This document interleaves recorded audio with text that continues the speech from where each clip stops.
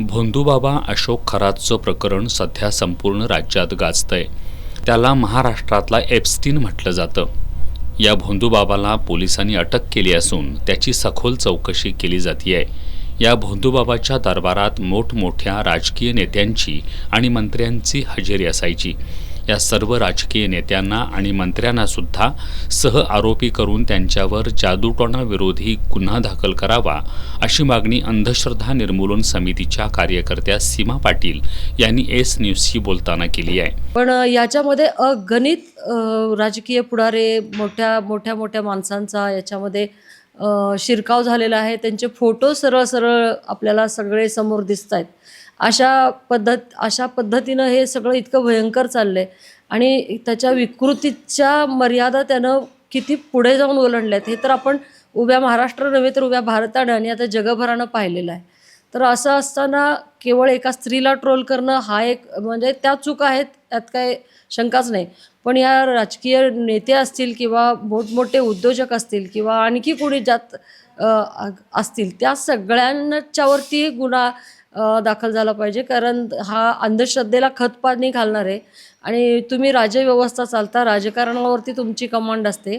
असं असताना संवैधानिक मार्गामध्ये जाताना विज्ञानवाद हा जोपासलाच पाहिजे असं अतिशय महत्त्वाचं कलम संविधानामध्ये आहे। तर त्याची अंमलबजावणी या लोकांनी करायची, तीच त्याची मर्यादा तोडतात। तर अशा सगळ्याच राजकीय नेत्यांवर असेल किंवा ह्या बुद्धिजीवी प्राण्यांवर असेल की सगळ्यांवर तिथं सापडणाऱ्या प्रत्येकावर हा गुन्हा दाखल झाला पाहिजे।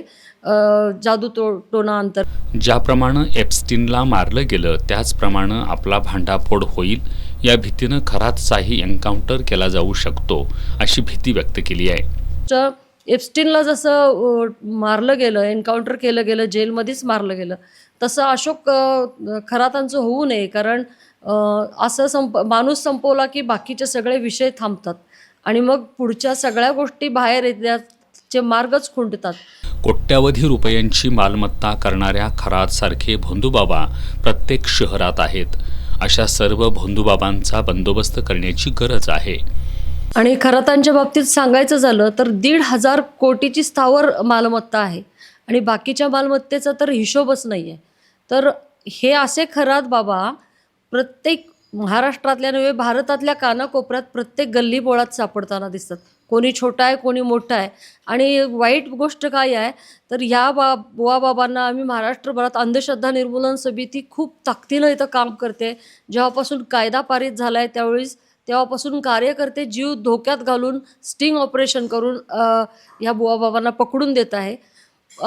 कारण स्टिंग ऑपरेशनची गरज अशी होती की या बुवाबाबांच्या कचाट्यात सापडलेले एकतर बदनामीला घाबरतात किंवा आर्थिक नुकसान झाले, आता ह्याच्यापेक्षा जास्त आणखी नुकसान आम्हाला करून घ्यायचं नाही किंवा कोर्टाच्या पायऱ्या आम्हाला चढायच्या नाहीत।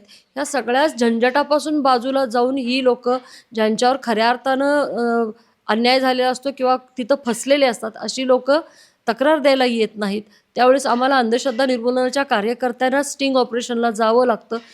भोंदूबाबा अशोक खरातच्या दरबारात असलेल्या मोठमोठ्या लोकांचा राबता पाहता त्यांना सह आरोपी करून त्यांच्यावर कारवाई होण्याची शक्यता धुसरच वाटते। त्यामुळं हे प्रकरण दाबलं जाईल अशीच भीती व्यक्त होतीये। मात्र अशा भोंदूबाबांच्या विरोधात राज्यात संतापाची लाट निर्माण झाली आहे।